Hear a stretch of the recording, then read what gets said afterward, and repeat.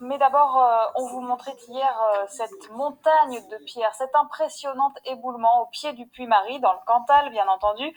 7 coulées de boue et de cailloux, la route côté Falgoux est coupée pour un bon moment encore. Sur place, Christian Darneville avec Lydie Rib. De loin, c'est un tas de pierres, mais de près, c'est une montagne de cailloux, aux alentours de 5000 tonnes de roches. Elle bloque totalement l'une des routes d'accès au volcan du Puy-Marie. Dans cette auberge où s'arrêtent de nombreux touristes, les effets se font déjà sentir. Hier, quand c'est arrivé, des gens m'appelaient. Les gens venaient pour réserver. Et heureusement, on était au courant de l'incident et qu'on leur disait qu'il fallait faire le détour. Ah, bon, ben, on va voir. Et puis finalement, ils m'ont pas rappelé.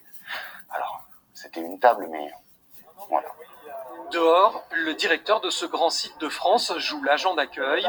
Le Puy-Marie est avec le village de Salaire, l'un des 2 sites touristiques majeurs du Cantal. Et la route coupée, la départementale 680, est celle qui les relie. C'est l'une des 3 voies d'accès au volcan. Dimanche, il y a une course aussi, un triathlon qui devait passer par ici, qui doit changer son itinéraire du fait de cet éboulement. Donc c'est vraiment pour l'instant des impacts à très court terme. Après, à long terme, on ne peut pas trop le savoir à l'heure actuelle, puisque ça dépendra du temps de dégagement du site. Mais je pense que les équipes du département font le nécessaire pour que ça aille le plus vite possible. Les agents ont déjà commencé à déblayer les coulées de boue, pas moins de 7 de part et d'autre de l'éboulis de pierre, également dû aux pluies diluviennes, 120 mm en 24 heures.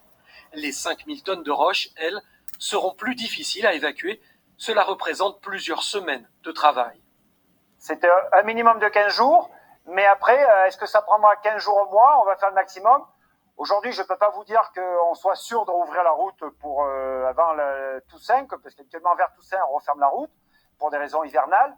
Là, on va tout faire pour la rouvrir, mais vous donner une date précise aujourd'hui, ça paraît prématuré.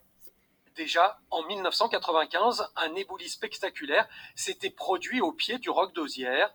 Cette fois, tous s'accordent pour dire que c'est encore plus impressionnant.